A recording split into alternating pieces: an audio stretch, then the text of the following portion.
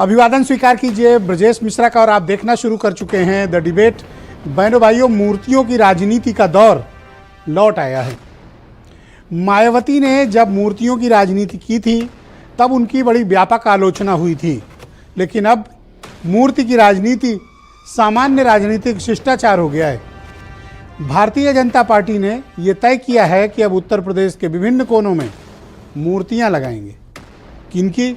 महापुरुषों की, अपनी पार्टी से जुड़े हुए महापुरुषों की भी, अन्य महापुरुषों की भी, और तमाम इस तरह की मूर्तियां पूरे उत्तर प्रदेश में लगाने के लिए यूपी सरकार ने प्रावधान किया है।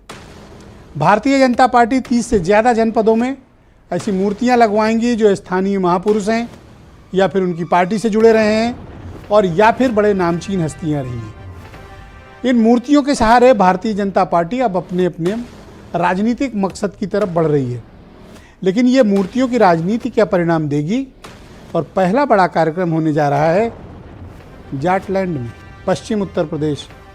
चौधरी चरण सिंह जी की प्रतिमा का अनावरण सबसे पहले होगा और इसमें खास बात है, दावत गई है जयंत चौधरी को भी। हालांकि वो आएंगे, इस पर अभी संदेह है, लेकिन बीजेपी ने चाल चल दी है। आज चर्चा इसी विषय पर। बहनों भाइयों, मूर्तियों की राजनीति का दौर लौट आया है। मूर्तियां भी कौन सी? महापुरुषों की। मूर्तियां भी किसकी? बड़े पॉलिटिकल स्टालवर्ड्स की। मूर्तियां किसकी? कुछ देवी देवताओं की, कुछ प्रतीक चिन्हों की, और ऐसी जिनकी उनके जिले में प्रासंगिकता हो सामाजिक तौर पर, क्योंकि सामाजिक तौर पर होगी तभी उसका राजनीतिक लाभ प्राप्त होगा। और याद कीजिए वो दौर, विशेष तौर पर 2007 से 12 के बीच, जब मायावती ने मैसिव अभियान चलाया था और पूरे प्रदेश भर में दलित समाज के महापुरुषों की असंख्य मूर्तियां लगवाई थी, नोएडा से लेकर नौतनवा तक और बांदा से लेकर बहराइच तक। दलित एकता के प्रतीक, दलित महापुरुषों के बड़े बड़े प्रतीक चिन्ह और उनकी मूर्तियां लगाई गई थी। तब मायावती की बड़ी आलोचना की गई थी कि करोड़ों रुपया मूर्ति पे खर्च कर रही हैं, ये तो बेवजह है, ये ऐसा है, वो वैसा है। लेकिन उस दौर में मायावती समझ गई थी कि मूर्ति की राजनीति जातियों में सम्मान की भावना जागृत करती है, समाज में सम्मान की भावना और प्रेरणा देती है। इसलिए आप कभी लखनऊ आएँ तो आप देखें तो अधिकांश बड़े चौराहों पर आपको दलित महापुरुषों की मूर्तियां लगेंगी, मिलेंगी।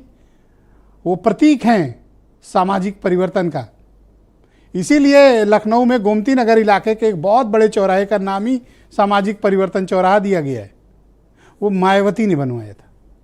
क्यों बनवाया था? ताकि लंबे समय तक अगर वो हट भी जाएं सत्ता से तो उनको वोट करने वाला या उनके समाज से जुड़े लोगों को ये पता हो कि सामाजिक परिवर्तन कब हुआ था और कौन उनके प्रतीक चिन्ह या दलित महापुरुष है। अब बीजेपी ऐसा क्यों करने जा रही है? इसके पीछे क्या मकसद है? बीजेपी भी उसी समाज से आती है और बीजेपी को भी अच्छे से पता है मूर्तियों की राजनीति अस्थायी होती है। विकास के कार्य भले ही अस्थायी हो बहनों भाइयों, लेकिन मूर्तियां, स्मारक और प्रतीक चिन्ह, ये तीन बातें याद रखिएगा। मूर्तियां, स्मारक चिन्ह और प्रतीक चिन्ह, ये अस्थायी होते हैं और इनका एक बड़ा वोट बैंक होता है।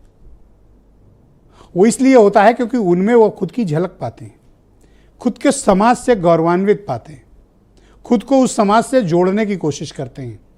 यही कारण है कि पश्चिम उत्तर प्रदेश से बीजेपी ये ऑपरेशंस शुरू करने जा रही है। इस ऑपरेशंस का मकसद क्या है? जातियों को जोड़ना, उनमें सामाजिक जागृति पैदा करना। पश्चिम उत्तर प्रदेश बीजेपी के लिए बड़ा वनरेबल है और वो चाहते हैं कि वहाँ उनका कंसोलिडेशन पॉलिटिकली हो। इसीलिए मुजफ्फरनगर में चौधरी चरण सिंह जी की बड़ी प्रतिमा लगाई जा रही है, सरकार वहाँ पहुँच रही है। इनविटेशन तो जयंत चौधरी को भी गया है, सभी बड़े जाट नेताओं को भी गया है, टिकैत जी की फैमिली को भी गया है। अब चरण सिंह जी का नाम है, कोई विरोध तो कर नहीं सकता, सबको सपोर्ट करना होगा। लेकिन इस प्रतीक चिन्ह के बहाने बीजेपी उस बेल्ट में भी अपनी पकड़ को स्थापित करना चाहती है और सिलसिला यही नहीं रुकेगा। दलित महापुरुष भी हैं, बीजेपी के भी महापुरुष हैं, देवी देवताओं की भी मूर्तियां हैं, धार्मिक प्रतीक चिन्ह भी बनाए जाने का बजट रखा है यूपी सरकार ने और अब वो सिलसिला शुरू हो रहा है। आप कुछ बयान सुन लें, फिर आज की डिबेट को हम आगे बढ़ाएंगे। हमारे समाज के सम्राट लोग रहे हैं, जो हमारे समाज के महापुरुष रहे हैं, जिन्होंने हमारे भारत के नवनिर्माण में अपनी भूमिका निभाई है, जिनके वजह से हम एक शिक्षित समाज में, एक विकास की तरफ आगे बढ़ते समाज में हम सांस ले रहे हैं। तो निश्चित तौर पे उन महान पुरुषों को भी याद करते हुए, उनकी भी बलिदानों को, उनकी भी कुर्बानियों को, उनकी भी सीख को, उनकी भी उपलब्धियों को जन जन तक पहुंचाना है, खासतौर पर युवाओं तक पहुंचाना है। और उनके स्मृति में संगोष्ठियाँ भी होंगी, उनकी जो है मूर्तियाँ भी लगेंगी, उनके बारे में हम चर्चा भी करेंगे, उनके जीवन के मूल्य के उद्देश्य को हम सीखेंगे भी। 750 किसानों की हत्या करने के बाद आंदोलन में किसानों के मसीहा की मूर्ति किस मुंह से लगाने की सोच भी रहे हैं भारतीय जनता पार्टी वाले। चुनाव आ गया है, चौधरी चरण सिंह याद आ रहे हैं। अरे चौधरी चरण सिंह के कामों को भी याद कर लेते भाजपा वालों। चौधरी चरण सिंह को ही याद करके किसान कानूनों को पहले ही रद्द कर देते, 750 किसानों को अपना बलिदान देने के लिए मजबूर ना होना पड़ता। आप लोग मूल रूप से सिर्फ वोटों के लिए किसी को भी खरीद सकते हो और किसी को भी बेचने की कोशिश कर सकते हो। तो बहनों भाइयों, आज की परिचर्चा को हम आगे बढ़ाएंगे। कल मुरादाबाद के पास चौधरी चरण सिंह जी की एक भव्य प्रतिमा का अनावरण उत्तर प्रदेश के मुख्यमंत्री योगी आदित्यनाथ और बीजेपी के अध्यक्ष भूपेंद्र चौधरी भी वहाँ मौजूद रहेंगे। अनिला सिंह बीजेपी की प्रवक्ता हैं, मेरे साथ मौजूद हैं। शरद शरण सिंह समाजवादी पार्टी से हैं। मनीष हिंदवी उत्तर प्रदेश में कांग्रेस कमेटी के प्रवक्ता हैं। रोहित अग्रवाल राष्ट्रीय लोकदल से हैं और राघवेंद्र कुमार एस बीएसपी के प्रवक्ता हैं और वीरेंद्र सिंह जी हमारे स्टेट हेड। आप सभी का शुक्रिया और धन्यवाद हमें समय देने के लिए। अनिला जी,